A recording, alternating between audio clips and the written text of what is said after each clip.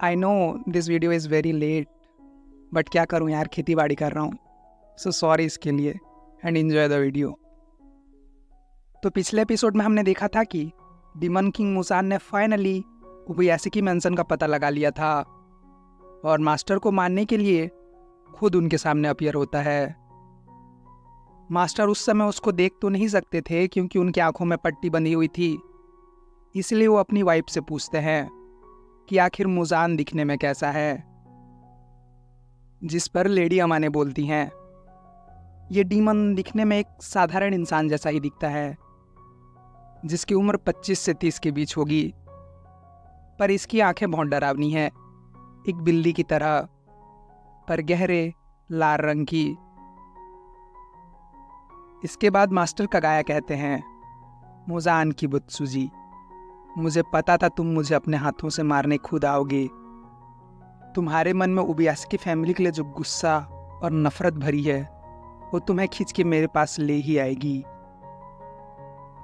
जिस पर मुजान कहता है, हाँ तुमने सही कहा कगाया, इन हजारों सालों में उबयासिकी फैमिली मेरे कामों को बिगाड़ते आई है, तो उसका बदला तो मुझे लेने आना ही था। पर देखो तो कितने दुख की बात है, तुम तो पहले से ही मौत के बिस्तर में लेटे हुए हो। उबयासिकी फैमिली का लीडर इस हालत में होगा, ये तो मैंने भी नहीं सोचा था। जिस पर मास्टर कहते हैं कि उनको तो 6 महीने पहले ही मर जाना चाहिए था, जैसा कि उनके डॉक्टर ने बताया है, पर उनके अंदर मुजान के लिए जो नफरत भरी हुई है, उसने अब तक उन्हें जिंदा रखा हुआ है। जिस पर मुजान एक हल्की स्माइल के साथ बोलता है, तुम्हारा सारा का सारा गुस्सा और नफरत मिट्टी में मिल जाएगा, क्योंकि ना तो तुम मेरा कुछ बिगाड़ सकते हो और ना वो तुम्हारे हासिरास। और हमें यहाँ मास्टर से पता चलता है कि दरअसल मास्टर कगाया और मुजान एक ही फैमिली से बिलोंग करते हैं, बस फर्क इतना है कि मुजान हजारों सालों से जिंदा है और मास्टर अभी कुछ ही समय में मरने वाले हैं। पर मुजान को इन सब से अब कोई फर्क नहीं पड़ता और वो मास्टर से कहता है कि ये बकवास मुझे क्यों सुना रहे हो। जिसका जवाब देते हुए मास्टर कगाया कहते हैं, हमारी फैमिली में तुम जैसा एक डीमन पैदा हुआ, जिससे हमारी पूरी की पूरी ब्लड लाइन को श्राप लग गई और हमारे फैमिली में पैदा होने वाले सभी बच्चे कमजोर और बहुत कम उम्र तक जीने वाले होते थे। मास्टर कगाया आगे बताते हुए कहते हैं कि जब उनकी फैमिली पूरी तरह से खत्म होने वाली थी, तब उनके पूर्वजों को एक प्रीस्ट मिले, जिसने उन्हें बताया कि दरअसल उबयासिकी फैमिली से एक डीमन ने जन्म लिया है, जिसके कारण उनकी पूरी की पूरी ब्लड लाइन श्रापित हो चुकी है। तो उबयासिकी फैमिली को अपना जीवन उस डीमन को मारने में समर्पित करना पड़ेगा, तब जाकर उनकी ब्लड लाइन कहीं बच पाएगी। जिस पर मुजान कहता है, पागल वागल हो गए हो क्या? भला मेरे डीमन बनने और तुम्हारी फैमिली को श्राप लगने का क्या संबंध हो सकता है? वैसे भी मुझे इन सब बातों से कोई फर्क नहीं पड़ता। इन 1000 सालों में न जाने मैंने कितने लोगों को मारा है, मुझे तो कोई श्राप नहीं मिला और ना ही मैंने किसी गॉड को देखा है और ना किसी भगवान बुद्ध को। उल्टा तुम्हारी ये बातें सुनकर मेरे सिर में दर्द हो रहा है। इसके बाद मास्टर मुजान से पूछते हैं, तुम इतने हजारों सालों से जिंदा हो, पर आखिर तुम्हारा मकसद क्या है मुजान? जिस पर मुजान सोचने लगता है कि ये कैसी अजीब सी फीलिंग है, डीमन स्लेयर कॉरपोरेशन का लीडर मेरे सामने पड़ा हुआ है, पर फिर भी मेरे अंदर इसके लिए नफरत पैदा नहीं हो रही। इसके बाद हम मास्टर कगाया की 2 बेटियों को देखते हैं, जो एक गेंद से खेलते हुए एक सुरीला सा पोयम गा रही थी। मुजान जानता था कि यहाँ सिर्फ 4 लोग हैं, मास्टर कगाया, उसकी वाइफ और उनकी 2 बेटियां।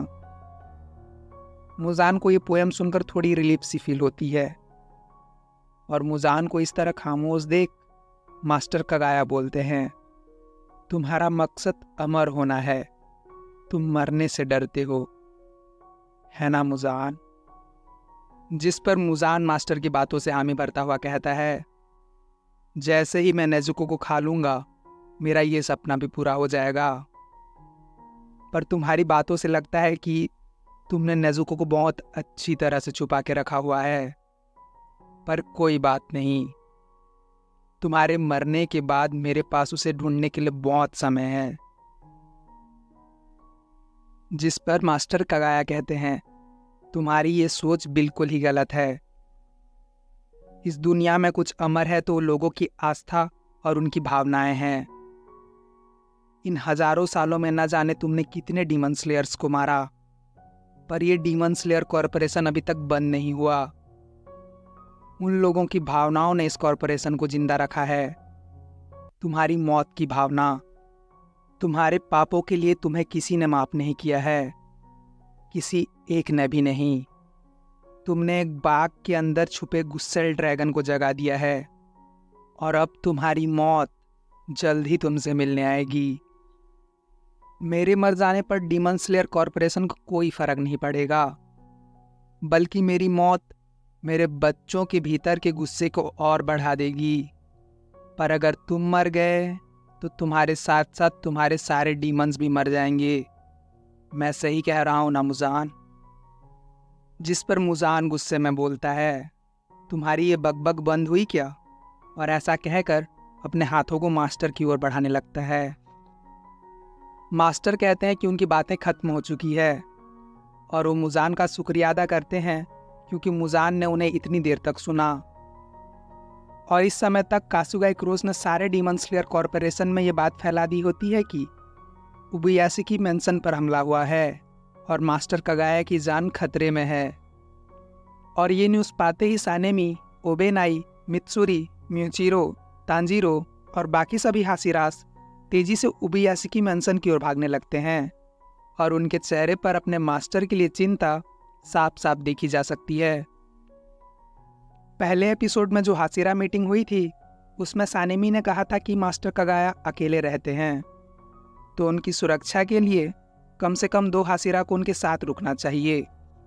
जिस पर ग्योमी कहता है कि जब से वो हासिरा बना है तब से वो मास्टर को इसी बारे में कहता आया है, पर मास्टर हमेशा ये कह के मना कर देते हैं कि हासिरा की जिम्मेदारियां बहुत बड़ी होती हैं और वो उन्हें पर्सनल यूज़ के लिए नहीं रख सकते। शिनोबु भी बताती है कि डीमन स्लेयर कॉरपोरेशन के इतिहास में किसी भी मास्टर ने अपने लिए गार्ड नहीं रखा है। इसके बाद हम फिर से उबुयासुकी मेंशन को देखते हैं, जहाँ पर डीमन किंग मुजान मास्टर को मारने के लिए आगे बढ़ रहा होता है। तभी अचानक उनके नीचे एक जोरदार धमाका होता है और इस धमाके से पूरी की पूरी उबुयासुकी मेंशन खत्म हो जाती है। इस धमाके को देखकर मित्सुरी और बाकी सभी हासिरास के दिल दहल उठते हैं और तांजीरो को इस धमाके से जले हुए मांस और बारूद की गंध आती है। इस धमाके में मुजान के भी चीथड़े उड़ गए थे और उसका आधा शरीर जल चुका था। वो जल्दी से खुद को रिजनरेट करता है और सोचता है कि कगाया कितना क्रूअल है। उसने अपनी भीनी मुस्कान के पीछे अपने नफरत को दबाए रखा और इस नफरत में अपनी और अपने पूरे परिवार की जान ले ली। कगाया का गुस्सा एक सांप की जहर की तरह छुपा हुआ था, जिसने मुजान को झकझोर के रख दिया। इस धमाके में ढेर सारे स्पाइक्स भी मिलाए गए थे, जिससे मुजान की रिजनरेशन स्पीड बहुत स्लो हो जाती है। मुजान सेंस कर पाता है कि सारे हासिरास उसी की तरफ बढ़ रहे हैं, पर अभी के लिए वो इस चीज़ को इग्नोर करता है और अपना सारा का सारा ध्यान खुद को हील करने पर देता है। पर तभी मुजान देखता है कि उसे चारों तरफ से किसी गोल्ड क्रिस्टल ने घेर लिया है और मुजान समझ जाता है कि ये किसी का ब्लड डीमन आर्ट है। फिर अचानक से इन क्रिस्टलों के अंदर से ढेर सारे स्पाइक्स निकल जाते हैं और मुजान के शरीर के अंदर धंसकर उसे पूरी तरह से जकड़ लेते हैं। मुजान को इस समय तक कुछ भी समझ में नहीं आ रहा होता, पर अगले ही पल वहाँ लेडी तमायो आकर अपना हाथ मुजान के पेट में घुसा देती है। फिर लेडी तमायो बताती हैं कि ये उस इंसान का ब्लड डीमन आर्ट है जिसे मुजान ने इसे कुसा में एक डीमन बना दिया था। इस समय पर मुजान लेडी तमायो को नहीं देख पा रहा था, क्योंकि लेडी तमायो ने अपने ऊपर यूसिरो का तालिस्मान लगा रखा है। अब मुजान लेडी तमायो का भी हाथ ऑब्जर्व कर लेता है पर लेडी तमायो बताती हैं कि उसके हथेली में एक दवाई थी, एक डीमन को इंसान में बदलने वाली दवाई, जिसे मुजान ने अभी अभी ऑब्जर्व कर लिया। मुजान गुस्से में कहता है कि ऐसी कोई दवाई नहीं होती, पर लेडी तमायो बताती हैं कि ये दवाई उसने अभी अभी बनाई है, वो भी किसी की हेल्प से।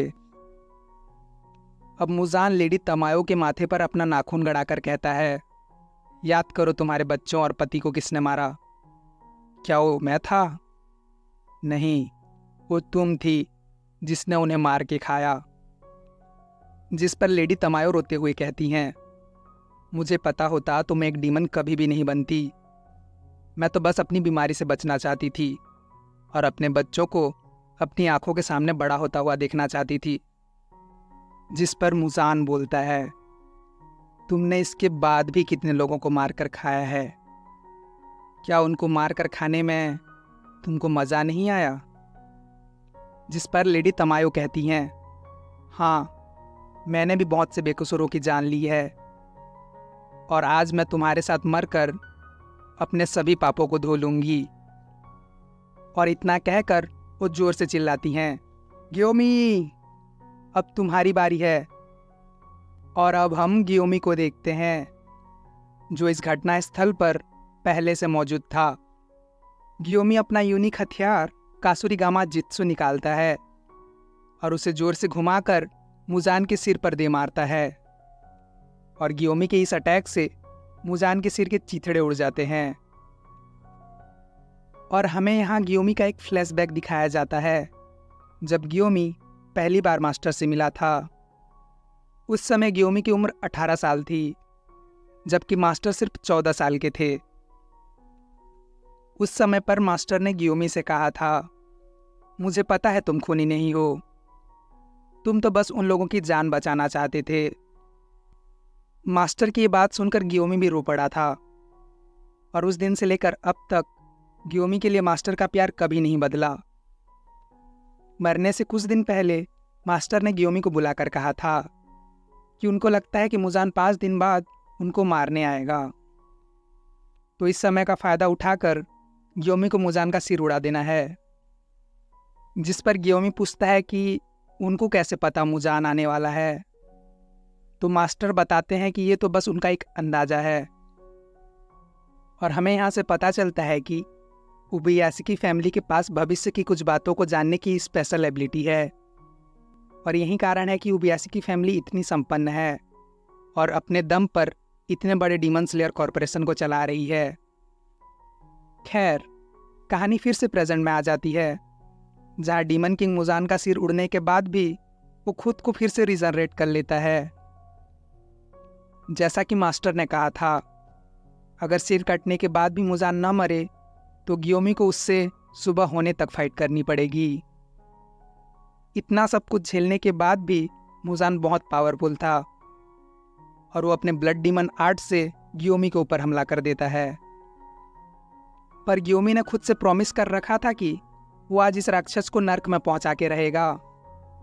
गियोमी अपनी स्टोन ब्रीदिंग की 3rd फॉर्म का यूज करता है और मुजान के इस अटैक पर अपना काउंटर अटैक कर देता है। Guys, this fight was very epic. I got the goosebumps also. खैर, अब यहाँ सानेमी भी आ जाता है और वो गुस्से में मुजान से चिल्लाकर पूछता है, हमारे मास्टर कहाँ हैं? इसके पीछे पीछे सभी आसिराज यहाँ आ जाते हैं, और अब मुजान चारों तरफ से इनसे घिर चुका था।